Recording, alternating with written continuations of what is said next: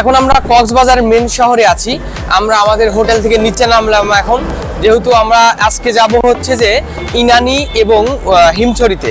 তো এই দুইটি রিসর্ট আমরা এখন বেরাবো এবং বেরানোর পরে বিকালে অন্য রিসর্টে যাব। তো যেহেতু আমরা এখন ইনানির উদ্দেশ্যে রওনা দিব, সেই কারণে আমরা হোটেল থেকে বের হয়ে গেছি। আমরা এখন ইনানি এবং হিমছড়ির উদ্দেশ্যে রওনা দিব।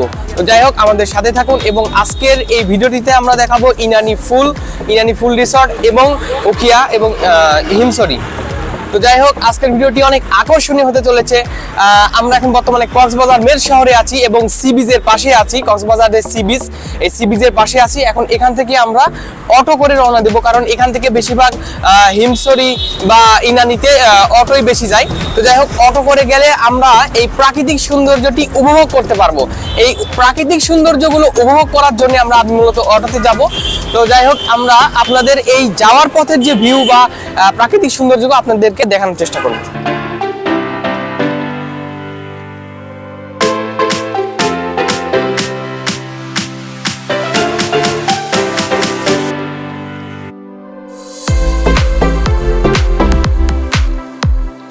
এখান থেকে ইনানি যেতে হলে আমাদের 24 কিলোমিটার পথ অতিক্রম করতে হবে এবং এখান থেকে হিমছড়ি যেতে হলে আমাদের 9 কিলোমিটার পথ অতিক্রম করতে হবে। মানে কক্সবাজার যে জেলা শহর আছে, মেন সি বিচ যেটা আছে, এখান থেকে আমাদের হিমছড়ি আপনার হচ্ছে 9 কিলোমিটার এবং ইনানি যে বিচটা আছে এটা হচ্ছে 24 কিলোমিটার। আর এখান থেকে ইনানি যেতে হলে জন প্রতি ভাড়া অটোতে 120 টাকা করে।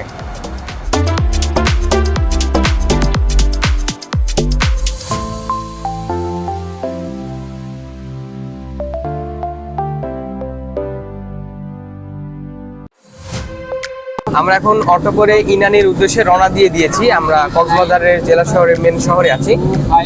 সি বিচের পাশ থেকে আমরা বসতি বে রিসোর্ট হোটেল থেকে রওনা দিয়েছি। তো এখান থেকে আমরা অটো করেই যাচ্ছি, কারণ এখানকার প্রাকৃতিক সৌন্দর্যগুলো আমরা উপভোগ করব। তার পাশাপাশি আপনাদেরকেও দেখাবো এখানকার পরিবেশ এবং প্রাকৃতিক সৌন্দর্যগুলো। সেই উদ্দেশ্যে আমরা এখন কক্সবাজার ছেড়ে যাচ্ছি, সেটা হচ্ছে ইনানির উদ্দেশ্যে। এরপরে আমরা হিমছড়ি যাব।